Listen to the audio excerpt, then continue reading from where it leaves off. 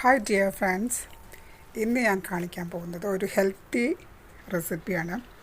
നെല്ലിക്ക വെച്ചിട്ട് എല്ലാവർക്കും യൂസ്ഫുൾ ആയിട്ടുള്ള റെസിപ്പി. എല്ലാവരും ട്രൈ ചെയ്ത് നോക്കാം. എന്നിട്ട് നിങ്ങളുടെ കമൻസ് അറിയിക്കാൻ മറക്കരുത്. Welcome back to our channel. ഇതിനായിട്ട് ഞാൻ എടുത്തിട്ടുള്ളത് ഒരു 1/2 കിലോ നെല്ലിക്ക. നല്ല ഫ്രഷ് ആയിട്ടുള്ള നെല്ലിക്ക, നാടൻ നെല്ലിക്ക കഴുകി വൃത്തിയാക്കിയതിന് ശേഷം ഇതുപോലെ ഒരു ഫോർക്ക് വെച്ചിട്ട് കുത്തി കൊടുക്കാം. എല്ലാം ഇതുപോലെ കുത്തിയെടുത്തിട്ട് വരാം. ഒരുപാട് വിറ്റാമിൻസ് ഉള്ളതാണല്ലോ നെല്ലിക്ക. ഹെയർ ഫോൾസിനൊക്കെ നല്ലതാണ് നെല്ലിക്ക കഴിക്കുന്നത്. ഇതുപോലെ ഉണ്ടാക്കി വെച്ചാൽ കേടാവാതെ കുറേ ദിവസം യൂസ് ചെയ്യാം. ഇതിനായിട്ട് ഒരു ഇഡ്ഡലി തട്ടെടുത്ത് വെള്ളമൊഴിച്ച് ഒരു 2 ഗ്ലാസ് വെള്ളമൊഴിച്ച് ഇതുപോലെ നിരത്തി വയ്ക്കാം.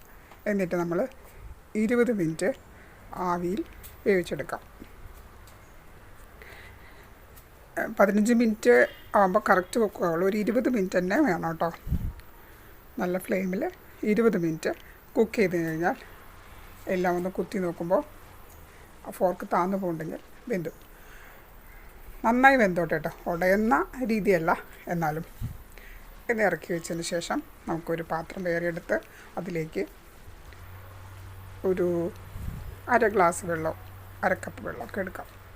ഇവിടെ ഞാനൊരു ചെറിയ ഗ്ലാസ് കൊണ്ട് വെള്ളം എടുത്ത് ഇനിയിട്ടത് പനക്കൽക്കണ്ടം, 100 ഗ്രാം പനക്കൽക്കണ്ടം. അപ്പം ഞാൻ ഉണ്ടാക്കുന്ന റെസിപ്പി എന്താ? തേൻ നെല്ലിക്ക. തേനൊന്നും യൂസ് ചെയ്യാതെ തന്നെ നമ്മൾ ഈ പനക്കൽക്കണ്ടം വെച്ചിട്ട് തേൻ നെല്ലിക്ക ഉണ്ടാക്കുന്നതാണ് ഞാനിവിടെ കാണിക്കുന്നത്.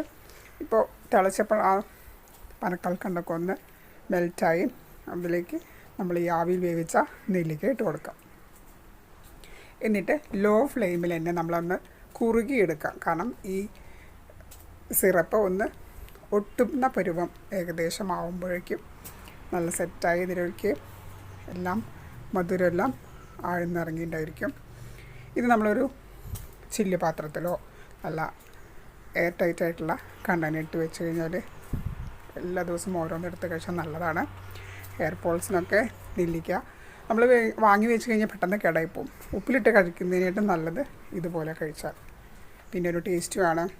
പിന്നെ ഈ പനക്കൽക്കണ്ടം എന്ന് പറഞ്ഞാൽ വളരെ ഔഷധമുള്ള ഒരു കൽക്കണ്ടമാണ്. കഫശല്യമുള്ളവർക്കൊക്കെ ഈ പനക്കൽക്കണ്ടം നല്ലതാണ്. കുഞ്ഞു കുട്ടികൾക്ക് വരെ കൊടുക്കാം. പനക്കൽക്കണ്ടം പൊടിച്ചതിന് ശേഷം പനിക്കൂർക്കട നീരും കൂടി കൊടുത്തു കഴിഞ്ഞാൽ വെറും വയറ്റിൽ നല്ലതാണ് കേട്ടോ, ചുമയ്ക്കൊക്കെ. അപ്പോൾ എല്ലാവരും ട്രൈ ചെയ്ത് നോക്കുക. വളരെ ഹെൽത്തി ആയിട്ടുള്ള ഈ റെസിപ്പി എല്ലാവരും ട്രൈ ചെയ്ത് കമൻസ് അറിയിക്കാൻ മറക്കരുത്. വീണ്ടും നെക്സ്റ്റ് വീഡിയോയിൽ കാണാം. Thanks for watching.